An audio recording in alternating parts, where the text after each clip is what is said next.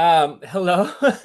My name is Joseph, and I am the vicar and the church planter of Mosaic Episcopal Church down here in a suburb of Houston, actually Pearland, but there are no pears in our city. And uh, I joined the Episcopal Church in 2019, leaving the Methodist Church where I was born, baptized, all that stuff. I was ordained a Methodist elder in 2012, 2008 to 2020. Anyway, uh, and so we're in this journey of church planting, and we started in 2020. And our goal was, we started in July of 2019, and our goal was to have our first in-person service at the start of school in August of 2020. And like everyone else in the whole world, our plans got pushed back, and it just made things a lot more difficult. But one of the blessings that we had was we hadn't started yet. A couple of my colleagues had just launched their church in like September, December, October, and then that hit, and they were really, they had a really hard time bouncing back. But we hadn't started anything, so we started online services first, and then in September 2021, after I got ordained as a priest, going through a second ordination process, which I do not recommend lightly for anyone. One was enough. We had our first in-person worship, and now we are in year four of our life together as a community. And one of the things that we really wanted to build upon when we first started the church, or when we were thinking about starting, I talked to my friend who lives in Los Angeles, and he works in the advertising business. And he said, you have to figure out something that differentiates you from everyone else. And that was really good advice because in around 2019 in my city, there was a new church popping up like every other month. There's a coffee house that I frequent, and I stopped trying to talk to people there because every time I strike up a conversation, it was with another pastor. And I'm like, well, that's not how I want to spend my afternoon. He asked me to like sit back and think about what differentiates you from the thousands of other churches that are within your city. And one of the things that was going to differentiate us completely is our unwavering commitment to be inclusive, particularly to our queer siblings. And the only other church that was openly and adamantly accepting is the other Episcopal church in town that's about 7 miles away from us that helped launch us. Except for we're just a little bit louder than they are. That's what we built our identity on. I said one thing that differentiates us from all the Baptist and Catholics and non-denominational churches is that we will be a safe space, and we will be inclusive. So rather than I'm hoping we could have like a conversation rather than y'all hear me and sit and hear me talk. I'm wondering what comes into your mind when you talk about inclusivity and church. Please feel free to chime in.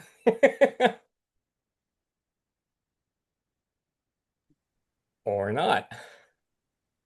As far as inclusive means, it's basically everyone gets I hate to borrow a phrase from a church I went to years ago, but everyone gets a seat at the table. Yes. Everyone gets the chance to grow and learn at their own pace and be surrounded by a loving community that accepts that because we're not all at different stages of our journey. And I think a lot of churches forget that. Yeah. I see it as also being, I think that was really well said, Amanda. I also see it as really being a place where you can truly be yourself, where it's about truly belonging and not having to put on a mask, not having to put on airs of really truly feeling like you are at home, um, and and accepted, and that you truly belong. Anyone else? I think it's a lot about being able to safely be in a place where you can ask your doubts and your questions and to know that you're going to be loved even, amidst those doubts. Um, why do you think, well, have y'all heard stories or personally experienced a church that wasn't inclusive in one way or the other? And you don't have to name churches unless you want to be messy. I'm all for tea, but because I wouldn't know what you're talking about. But are there any examples, whether you witnessed it yourself or experienced it yourself, where you felt like you or the person was excluded in one way or the other? I see a lot of head nodding. I'll the very first time I was at a Catholic church, I was like in middle school at a sleepover, and we had to go to church on Sunday morning. And when it came time to um, take communion, I didn't know I wasn't allowed to. And my friend's mom held out her arm at the end of the pew and said, like, just shook her head and told me to sit back down. And I was like, oh, okay. Ooh. I'm that messy person. I just go up anyway and let the chips fall where they may. We had a friend, dear friend, that got married like just late last year, and my husband was flabbergasted that I went up because it was a Catholic ceremony. I'm like, communion's communion. So so I may be the mess. Just say. I love it. So, but as far as like in my exclusivity, like I years ago I was attending a church that I ended up working with the preschool kids, preschool through kindergarten in Sunday school, which I loved doing, but then I made the terrible decision to sign up to be a teacher, a full-time teacher for that. And I was only supposed to do one service, but frequently the person at the first service or the second service, basically my replacement, would bail. Oh, And I kept getting, like, I couldn't go to church because I'm like, I want to be out front. I want to be worshiping with my family, and I'm here. It got yeah. so bad that people would come up to me that I knew would be like, oh, is this your first time here? No. But it's like it in the service, I think it's a good example of how serving the church can actually exclude you if Yeah. you serve it too much. Or if they schedule things in a way that make it difficult to be included, Um, since we're here as the behavioral health ministry team, I want to bring up an example from a friend of mine who is that sometimes struggles with mental illness, and someone in the congregation said to her that depression was a character flaw.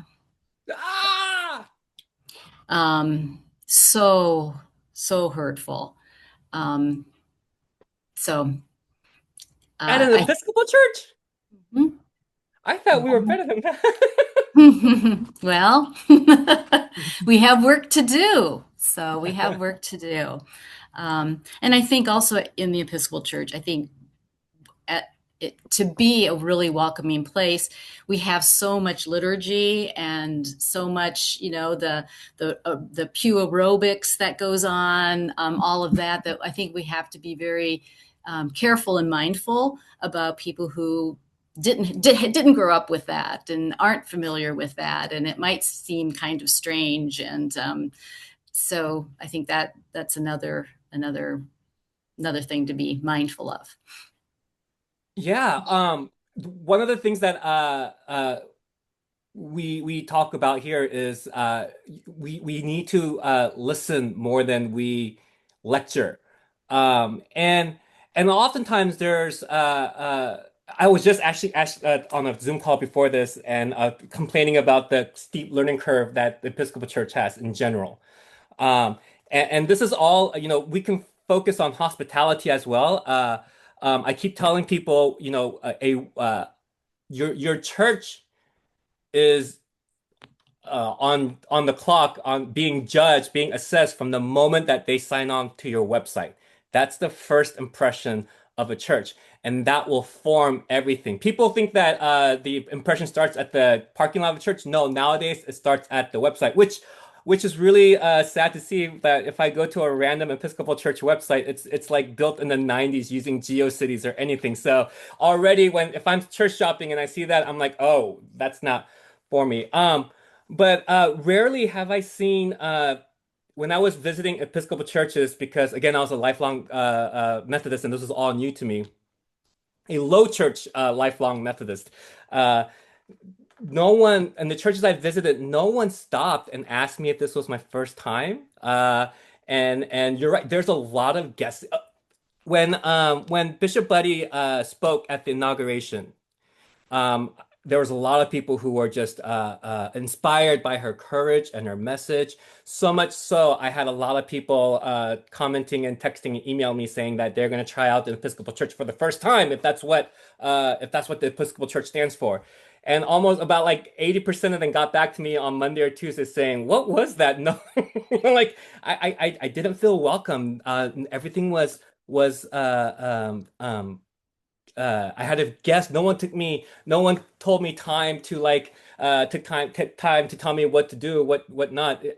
They just threw me in the deep end and hoped that I survived. And part of it is also like we at some point we stopped listening to the people outside us because especially if you're on staff, what happens is you only hear complaints. 9 out of 10 times it's complaints, and those complaints uh, uh, they stay in your head, and so you have a lot more complaints than missional opportunities, and so you want to put out these fires, and then next thing you know, all you're doing is working on the inside, and you have no idea what's happening on the outside. And my biggest pet peeve amongst churches is when they have a church meeting to talk about how they serve the neighbors, and not a single neighbor is talked to. But that's more of a welcoming thing. The other part of that is how does your churches deal with people who are not outside of telling them that depression is a personality flaw? How does your church handle people who are not typical? Oh, that's a real question. I'm sorry. That's part of why I'm here because I want to learn a little bit more about what we can do. Um, and I've there was an individual that was not neurotypical. Is that the terminology? Yeah.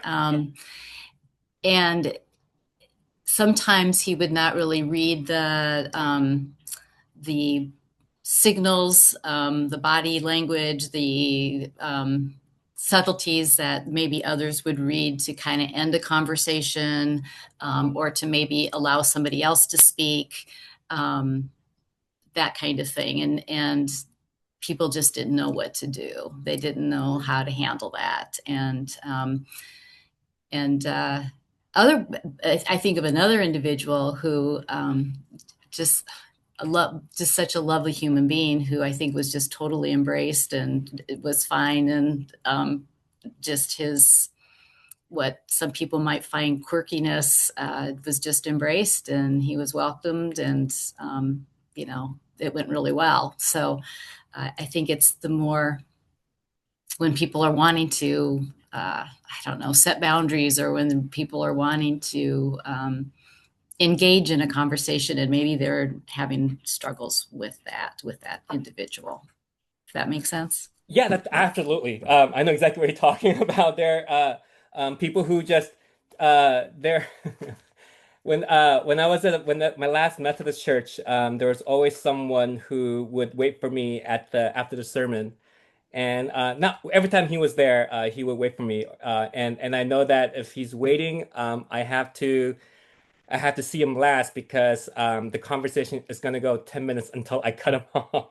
Um, but those usually those individuals, it's hard to say because each of them are unique and different, right? Like for that person, he'd be in mid-sentence and be like, "Hey Jerry, I'm sorry, I really gotta go. If you want to follow up, email me." And I think at some point people understand that about themselves too, and they go, "Oh, okay," and then they let me go. But I it's when people stop engaging that person, that's when things feel exclusive. And there's no like rule of thumb, but you can always engage. And like I always because my son's on the spectrum, and I usually tell him, "Hey, buddy." Quiet time. Really, like, stop. You asked me the same question 6 times in the past 30 seconds. Just, quiet time. Or so, kind of in that sense, like, hey, I don't mean to cut you off. Is that okay? Like, just there's ways to approach that, but that's an individual level. I'm talking about in like a communal level. Like, how do you address someone who has uh, difficulty hearing? Like, do you have, one of the things that I learned early on is I have a loud voice and my voice carries naturally. And when mic systems will go down, I would usually say, "Oh, don't worry. My voice is loud enough."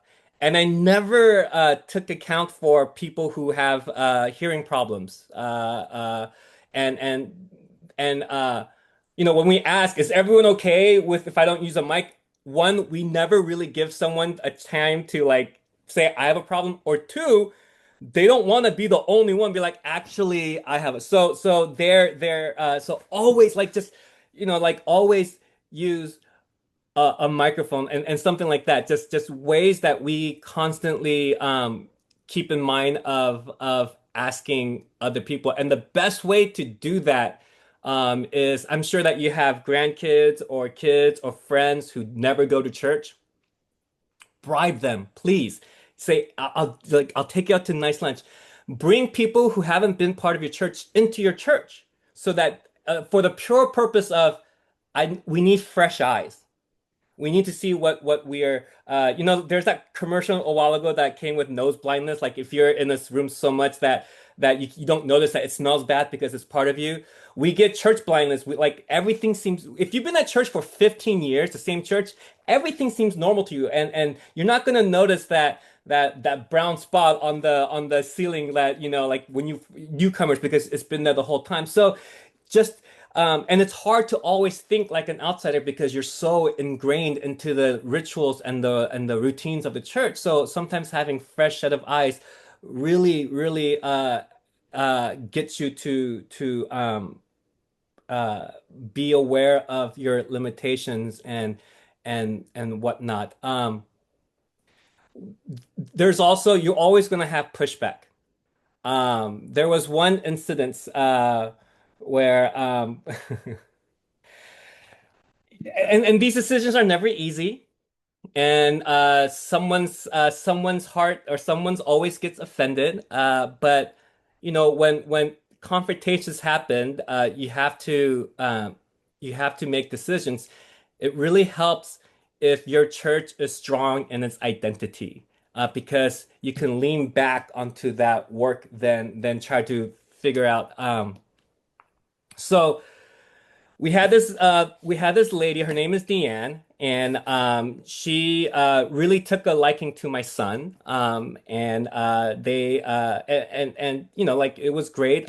Nathaniel, I think a lot of people with large needs is drawn to my son. Every person that got really close to him had a whole lot of mental health issues. But part of it is, I think, with him, people experience non-judgment because he doesn't know that he just wants people to pay attention to him, and if people pay attention to him, he loves them back. So there's this judgment free, and so they really connected. She was in her 50s, he's a teenager, and they would go, and she would ask if she could take him out to breakfast and whatnot. It was great. Um, but like I know that she had some mental health issues, And one of them is this is a long setup. I'm getting somewhere. One of them is she doesn't like having chairs behind her because when she was a kid, her older brother would constantly come up behind her and attack her, and she's always paranoid. So she likes to sit in the back of the room. And when we first, after a while, we started outgrowing our space, so we reorientated our space so we could fit more chairs, and that ruined her spot. And so she got angry, and we had a long talk. I took her off talked her off the edge. But basically, she felt that we were diminishing her fears because we weren't giving her chairs in the back. And I'm like, the first thing I want to say is, please get over it. But you can't. That's again, that's an ableist thing, right? Like I need to listen more than respond. We went over that hump. We put some chairs in the back, and we put four chairs in the back right next to our door. And so our space is a bakery. It's not a church. So it has this weird rectangular room. So there were four chairs. She sat there, my son sat there, and then a teenager that started coming sat next to Nathaniel because they bonded. And so the three of them would sit there, and there will always be an extra chair. Across the street from us, our parking lot is a nursing facility. And we started getting people just coming up because I don't think they wanted to go to church. I think they just wanted out of the facility for an hour. And we always have food and whatnot. And Miss Bobby would come in with her wheelchair. And she would just sit right in front of the door, our one exit that way. And I realized, oh no, we are not ADA compliant. There's no seat for Bobby to sit, and there's no place for anyone who might need walking assistance. There's no space for them at all. And three, the way she sits, it's a fire hazard. Like she's blocking the one big entrance. So we switched the chairs around again. Instead of the four chairs, we put two chairs there that gave enough space for two wheelchairs or anyone who needed extra space. That was not a good move on our part. I got a long text saying that, well, actually, I ran into her at church because she was taking all the stuff that she left at church that the kids were using home. Like she was literally taking her balls away from home. And that's when I clocked something was wrong. And I reached out to her and she sent me this long text. And then we talked more. And then after that, she sent emails after emails. But one of the things that she said was, she was really upset. If we took away the four chairs, she knew that my son would want to sit with his new friend, and she would have to sit by himself, right? Or by herself. And I'm like, again, I'm trying to not be cruel because you're 55 years old. You're competing with a 15-year-old for the attention of a 13-year-old. Let's But she said, and I'll never forget this because this now has become the most craziest thing someone has said to me in ministry. It took 10 years for someone to overtake the number one spot.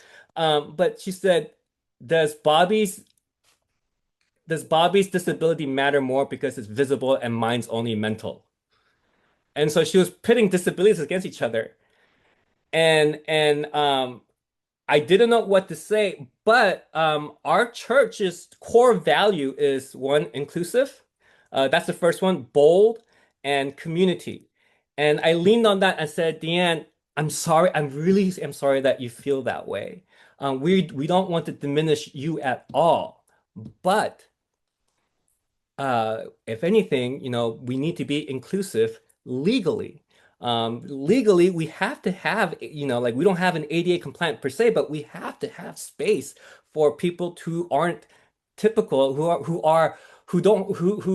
display physical inabilities. We have to give them space to be. And so you're always when you make space for someone else,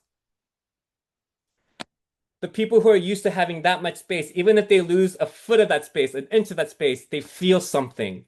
And you have to walk that wire of letting everyone know. But the church has to make a decision on when push comes to shove, like what actually matters more, because you're always the other thing that like not let's talk about ageism. In my last Methodist church, we went on this real heavy kick of a campaign of reaching young families in our cities. In our city. So everything was about young families, getting young families, getting young families. Our sermon series was about reaching out to young families. And after the service, this lady ended up following me to Mosaic. But after that one service, she said, "You know, I'm 70 years old and I've never felt left out. Do I not matter to this church?" And I went, oh, that is not what I meant, right? So we have to be, and she was, even now, 10 years late, almost 10 years later, she's like, I'm 83 and I'm still here. Like every once in a while, like she still holds it against me. But you can't make everyone happy, which is why the church needs to come up with something that you can rely on so that when feelings get hurt, they don't, you're not going to make them not take it personally, but you have done the work. Your church has done the work saying this is what we're about and this is what we're committed to. And we're hoping that you you of more physical ability can make space for these people. And I think the church, the question that we're wrestling with is how do we make space? Um, and uh, how do we make space that honors everyone uh, as best as we can, knowing that no solution is perfect. I mean, people will complain about everything. um, uh, oh, there's chats. Like one time we were adding, we had to redo our bathrooms in my other church in California, and we had to add ADA compliance, and people were complaining about the ADA compliance, and we're like, what do you want me to do? Um, Lizzie, I have no idea. We have not talked about ICE at all in our church. And I don't know how much longer we're not actively ignoring it. It's just we're not our we have the benefit of privilege right now in saying that our neighborhood is, although Houston is really bad, our neighborhood hasn't done anything, and I don't know how to be a safe space. Uh, we'll figure it out when we get that phone call, if we get that phone call. But also, one thing that helps us is that no one's going to complain. The benefit of a church plant was that we have this infused DNA where it's more progressive, more liberal, more social justice oriented. So, and a lot of churches don't have that. Like a lot of churches are purple, right? Because there's people everywhere. When we started, we hung a pride flag on our building so people knew what they're getting into. If they walk in, especially not after seeing my videos and they walk in and complain about our work with our queer siblings, I'm gonna look at them and be like, what do you expect? Like so if we were to open up and make space for ICE, there would be not a single person would complain. They in fact would be willing to help in any way possible. So we have that working for us, but we have, as a church, have not sat down and talked about ways that we can deal with anything that has to do with ICE. Um, while I read the other chat from Lizzie, are there any questions that you want to ask? I like that.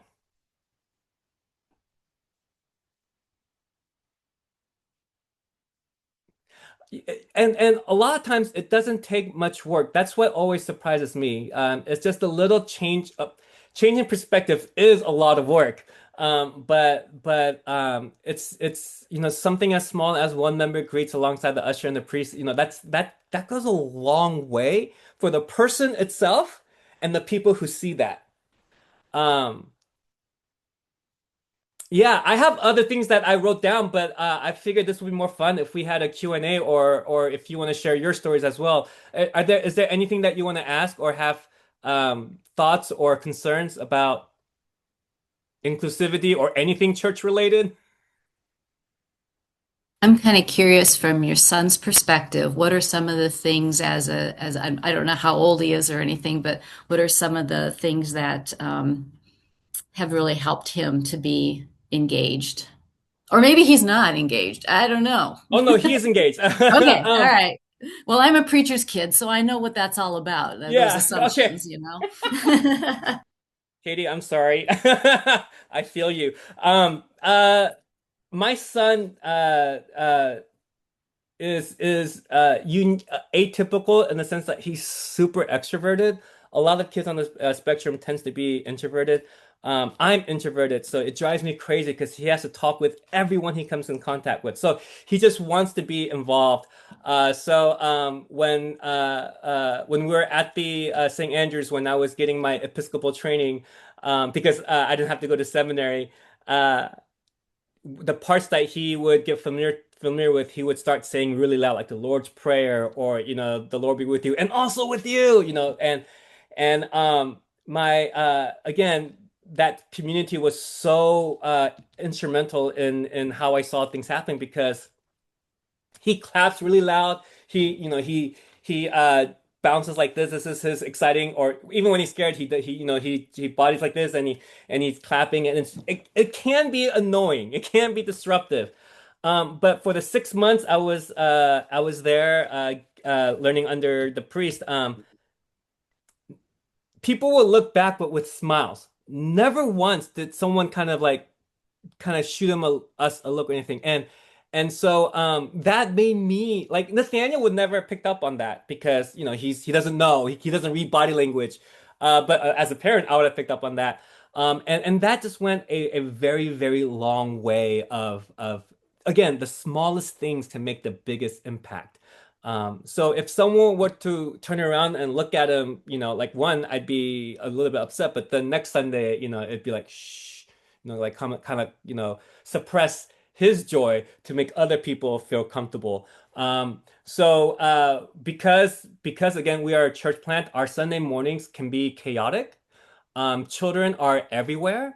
And they are children. I mean, last Sunday, a sibling, actually, two little 5-year-old siblings 5 and 7 got into an argument over whose toy this was in the middle of the opening colic, like mine. Um, and the parents are mortified, but we let people know that that's okay. One of my favorite stories to tell is one time both our musician and our substitute musician called in sick, and so I had to lead music, and everything was figured out until it was time for communion, and I realized right then and there as I was off inviting people to come forward, I said, hey, I didn't take care of the music, so it's gonna be silent. I hope you're not bothered by silence. And someone suggested, oh, one of the kids could sing something. So I'm like, what a great idea. So I handed Amanda, who was 7 at the time, and Quincy, who was 3 at the time, the microphone. And they both sang Jesus Loves Me really lovely. It was good, but Jesus Loves Me is less than a minute. And there's 5 seconds of silence, and I hear on the mic, Quincy, do you want to sing Baby Shark? And Quincy goes, yes! And he yelled into the mic, Baby Shark. And we received communion in Baby Shark, listening to Baby Shark. And the mom was absolutely mortified. But it's like they're they're being themselves. Like it's okay. If anything, this is going to be a story I tell for years to come. This was a holy moment. It was funny. It was endearing. It was natural. It was honest. And I don't think anyone in heaven, did a face palm. I think everyone was pleased. So that kind of environment tends to let people's guard down and allow themselves to be themselves more freely. And I think that's very important. And I think most churches, especially smaller, like where worship isn't as much a production value, but in smaller family churches, these kind of chaotic moments happen all the time because we're about one another than about the liturgy or whatever. And and not that I'm not saying that's wrong, but I've always been my ministry has always been put people first, and that's been difficult as an Episcopalian because there's a lot of traditions and rules with a small r that I'm bumping up against. But I've always felt like what Jesus would do is forsake any tradition or laws for the sake of humanity. And that's the one thing we want people to be reminded of and to feel that they are a human being. Regardless whether, whether they're earning seven figures on a day or they're working four jobs just trying to pay rent, every single person is a human being and every single person has a need that the church can meet. And when we focus on how to be love, I think that's when we start hitting our stride.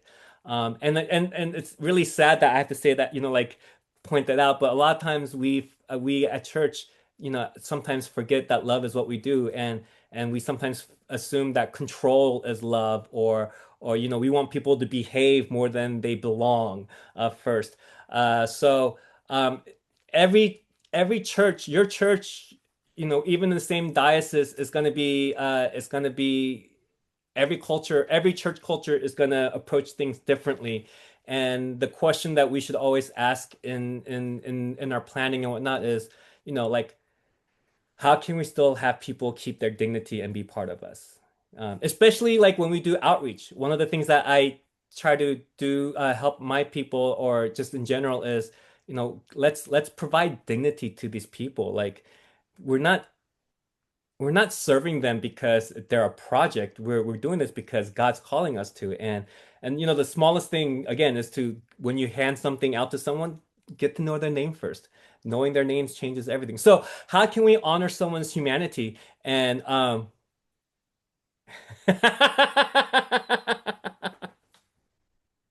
that's awesome. Um, the chat said that there's three that runs the altar in the pulpit each Sunday.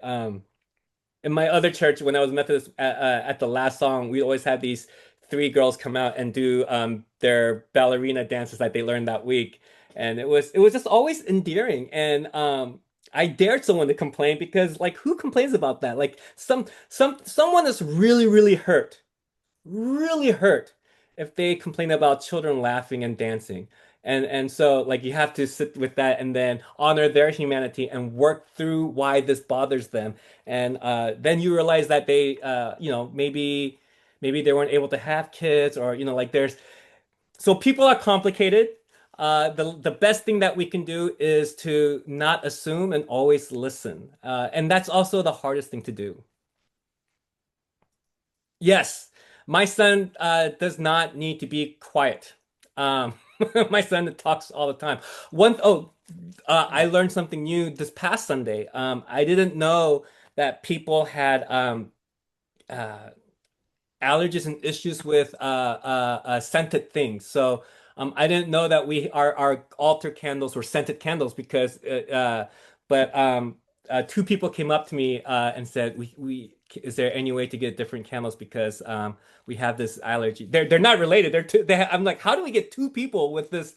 But they had an asthma fit because of the scented candles, and so we're not using those candles next week. It's those kind of decisions are easy, right? Those are easy to make, but there are going to be more difficult ones and more complicated ones and more nuanced ones as you really try to help, really try to be a safe space for people. Um, One of the things, like we say that we're inclusive. Someone asked me, what would you do if someone with a red hat and that said "Make America Great Again" come to your church? And I was like, well, they will be absolutely welcomed. But when push comes to shove, when we have to make a hard decision, we're going to always uh, lean on the side of those who are marginalized, right? So, for instance, that patriotic person, there are literally 100 churches within a 15 miles square radius I can send them to. Check this out. You might like that better. You might like that. But that queer person who just found this, we're the only church that they have in the city. So yes, we're going to make it more safe for those who are marginalized. And then people can accuse us of, well, you're being exclusive and I'm like, that's fine. But we know where our priorities lie. We know what our mission is. We know what we're about. And that gives us a lot of freedom to make not freedom, but gives us a lot of courage to make difficult decisions because we can lean back and say, this is what we are about. This is who we are. And so why are you surprised that we didn't act the way that we were, the way that we are? But this is always going to be a constant struggle and constant source of grace at the same time as like you're gonna have a lot of antagonists. But it's a sign of growth and healthiness, I think, when you have conversations like this, because that means people are wanting to come to your church, people are wanting to be part of your community. How do you make that happen? Well, how do you honor them as a human being, individual, unique, and still have them be part of this community? Um, Again, easier said than done, always. I think it's talking about it a lot helps, and that helps normalize it. Like, I never really thought about things like this until, I had a child who got an ADHD diagnosis, and then I'm the one incorporating like fidgets, into the pews, or making sure he has one up front when he's acolyting so he's not playing with his robe and distracting everybody. So Yeah. I just wondered if there were other things. Do you have things like that in your church for You know what's really neurodivergent kids, funny? or have you altered like the service or done anything differently? We have a lot of fidget toys, we have a lot of things, but it's the adults that grab them. So we have a pile of fidget toys. It's really funny, like someone online saw there's three sisters who come together, and every time they sit they bring out their crochet, like they knit while they listen to the and someone from online emailed me saying, aren't you offended that those girls are being so rude to you? And I went, who? And it's like, oh, those girls who are knitting. I was like, no, no, it helps them listen. Like, it nothing like it doesn't bother me at all. Like it shouldn't bother you at all. Like it's not like they're talking on the phone. And oh, and the other thing that we had and I had to sit a couple of people aside. We had this new kid. He's a teenager. He has type 1 diabetes. But he comes with this machine that beeps like every so often. And when he first came, people kind of like thought that it was the someone's phone going off, so they're constantly looking around. But it's like, and I'll tell them afterwards, hey, just it's if that doesn't if it beeps, it means that he's alive. It needs to beep. But it's kind of those things where you just an extra step that you have to take so that that kid doesn't get someone doesn't say something on accident and really like, hey, can you turn that off? That's like ask his source of livelihood. You're asking to turn that off. So like just getting ahead of that and understanding that and trying to like uh get people behind that. Like Amy said, the best thing is to talk about it. The best thing to do is also get your church leadership behind it too. That's important. If your priest is behind it, Amy putting fidget toys in the pews won't matter as much, because if someone says, why is she putting that? The priest can say, oh, it's because da da da da. But if your priest isn't helping, that's even a harder uphill battle to that one I can't help you. You figure it out on your own. Anything else? I really Yeah. think it's important to the whole idea of having conversations, because the more people know that we're looking out for others, the more maybe they can even feel free to offer what they need. So it's like, oh, this is a place where it's okay for people to express their needs. And that's so important. So Yeah. I mean, bringing air to it, bringing light to it, does a lot. I was diagnosed with moderate depression Holy Week of last year, the least busiest week of the year. And like the first thing that it was really funny because I spent up to that point, talking about how there's no stigma with mental health. It's okay to have a therapist and Jesus and all that stuff. And the first thing I felt when I got that diagnosis, shame. Absolute. I'm like, first thing I was like, I'm Korean. I can't be depressed. Like my people's identity is built on suffering. And after all that, kind of saying I was like, well, I have to listen to my own preaching. But I started. I decided that I'm just gonna talk about it, and my Easter sermon was based upon that. But I didn't know how helpful it was to others. I was just doing it for myself because the more I talked about it, the better I felt. I wasn't thinking about anyone else. I was like, if I just, but I got a lot of emails during that season about thanking me for talking about my mental health struggles. How that, if a priest is struggling, maybe I can go see a therapist. Like that kind of thing. So it's just having it out in the open and not making it a taboo or not shutting it down as it happened. I think that also just goes a long way in building that culture of sensitivity and inclusivity. Um, and again, like it's I hate to say this, but it also is like a trial and error. We had another autistic kid that came for a while, and it just didn't work out because it was kind of those. I mean, I still feel like really bad about it, but mom wanted time away from kid, but kid uh could not had a hard time with everything if mom wasn't there. So it was like he would get handsy and start being rough with other kids and whatnot. And um it's one of those things where we don't have anyone else to help. So I had to ask, hey, would it be okay if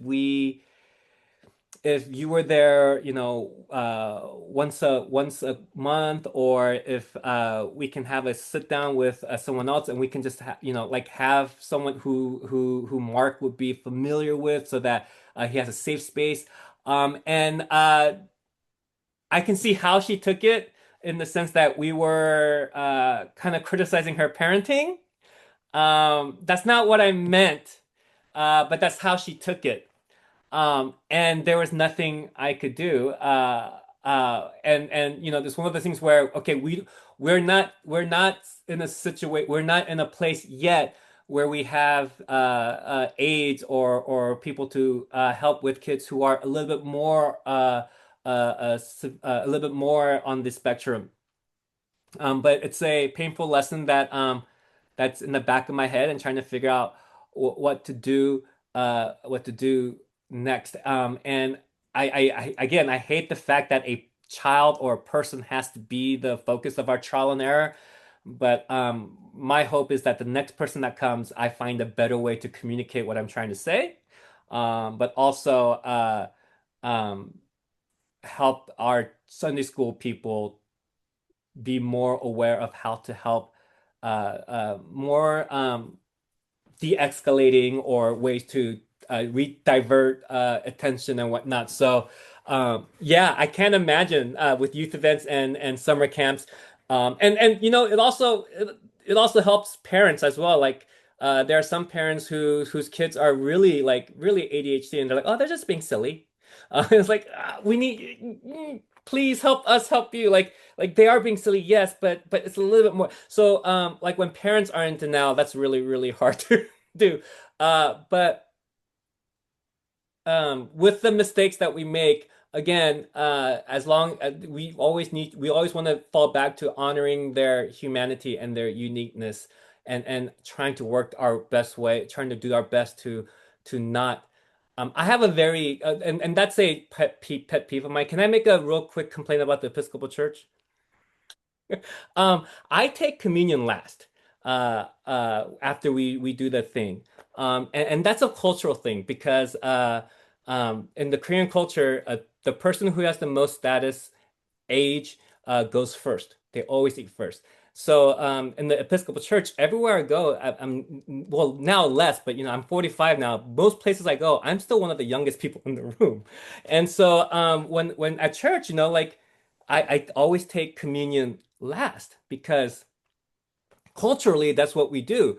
And I didn't think that it was a big deal. So I wrote a blog post about why I take communion last. And it turned out to be a lot more bigger deal than I thought because I was getting emails and saying, oh, and as I sat back and realized, hey, why do I have to? First of all, who does God really cares if I take communion first or if I take communion after everyone else? Secondly, why do I have to give up my cultural identity for something that I feel doesn't matter in the big picture of things? And so that reminded me in the early 2000s, there's this movement called third culture, where you bring your culture, this person brings their culture, but in the church we create a third culture. And on paper it's lovely, but in practice what happens is that third culture is still the majority culture. So what you're asking is all the minorities to give up who they are to fit into this culture. And that's kind of a wrestling thing I'm having currently with the Episcopal Church. But in that sense, I don't want to talk to someone and ask them to give up who they fundamentally are to feel like they found the space in Mosaic. If that's the case, then we've lost a step. We want to honor who they are fundamentally and have them serve Jesus the way in their unique way as possible. And I have to tell you that we in churches we always confuse diversity with tokenism. Tokenism is just having a rainbow of people. If your staff is all white and your congregation is diverse, you're still a token church. You're not a diverse church. Diversity also implies that people who are in the minority, who are different, have influence and authority. So like your bishops, your vestry should have people of color on it if you want to be diverse. Your staff, this church that I once interviewed that said they had the most they have a diverse staff, and I was like, so I went home and looked at their staff. All the pastors were white men. All the youth pastor was a white dude. The children's minister was a white woman. All the office administrators were white women. The people of color, maintenance, custodial staff. And it's like, ooh, exactly. That's not diversity because the people of color, the maintenance staff don't have say in the main meeting, right? They're just told to set up this room, clean up that room. So when we talk about inclusivity and diversity, it's very, very important that we center these people who we are trying to include and have them be able to give them a space to voice their thing. Like um, uh, one of the things that I used to say is we need to be the voice for the voiceless, and that's not the case anymore. I feel like I should give up my platform so the voiceless can voice their own voice. In that kind of sense, I want people to, like be fully authentically themselves and see how they can still belong into this kingdom and how their differences can be a beautiful thing to help everyone else grow rather than say, well, don't be like that. Can you be more like this?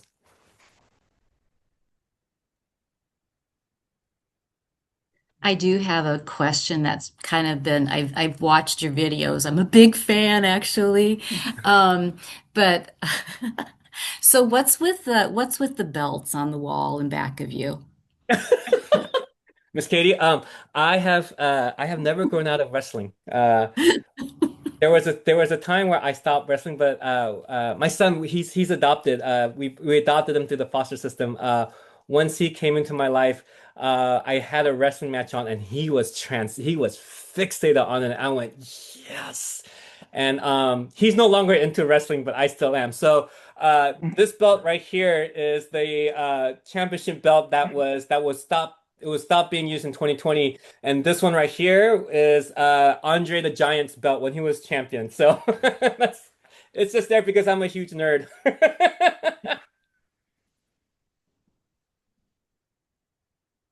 I did not earn it at all. In fact, I never told my wife how much that one is. So she still doesn't know. Well, Now she does. yeah. No, she doesn't know Well, how much it is. I haven't told her yet. No one asked. well, it's a bit of a letdown to know that you didn't like win both of those belts. Nope. I'm kind of disappointed, but I'll get over it. And I can handle that one.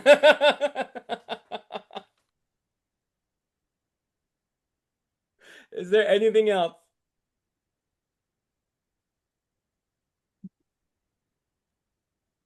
I just want to say thank you for doing this.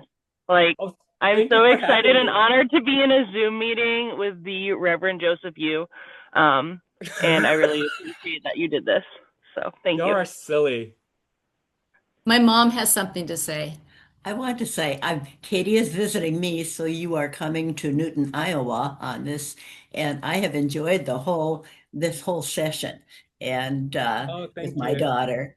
And I am a reservation born and raised Ojibwe Indian, and I have the Episcopal Ojibwe prayer book and hymnal, and I often sing out of it. And my grandfather was one of the first Native American Episcopal priests in the Diocese of Minnesota. Wow, So, that's amazing. yes, and Katie's father is an Episcopal priest, so Katie was like, she had no choice. I feel that. My mom, when she told me when she was pregnant with me, in the 80s before they had sonograms or whatever, she would go to church every morning and say that if you give me a son, I will dedicate him to ministry. So Oh, I know my dad's a pastor too. I'm a PK. In fact, I think, including me, we have 9 pastors on my mom and dad's side. So, Miss In Katie, I different feel in you, what different I'm saying. denominations. They're all Methodist. I'm the only, in fact, my wife is still a Methodist. She's an ordained deacon in the Methodist church. I'm the only non-Methodist clergy in my family. You are an Episcopalian. I am now for the past 4 years. Good for you. Well, in northern Minnesota, we had the Cass Lake Deanery, which was 11 Episcopal missions. So a Wow. lot of the people that I grew up with were Episcopalians, and because that's where we were. We had two churches, the Catholic Church, the Episcopal Church. Never the twain shall meet. That's funny. Oh, I'm glad to see that. I'm not the yeah. Someone unfriended me on Facebook. My colleague unfriended me on Facebook because of this post. I'm like, what I? But turns out he was going through a lot. He left his ministry, so I don't think that was on mostly me. But I did not expect that me taking communion last would be such a hot topic. I was like, so now I don't tell anyone anything I do. Our diocesan bishop, Bishop Doyle, is set to visit us in April 19th. And that's the first time he's going to visit us. And I am anticipating an email after his visit about what we might need to change. Well, Well, thank you so, so much for spending an hour with us oh and no, thank you so much for having sharing. me. This was great.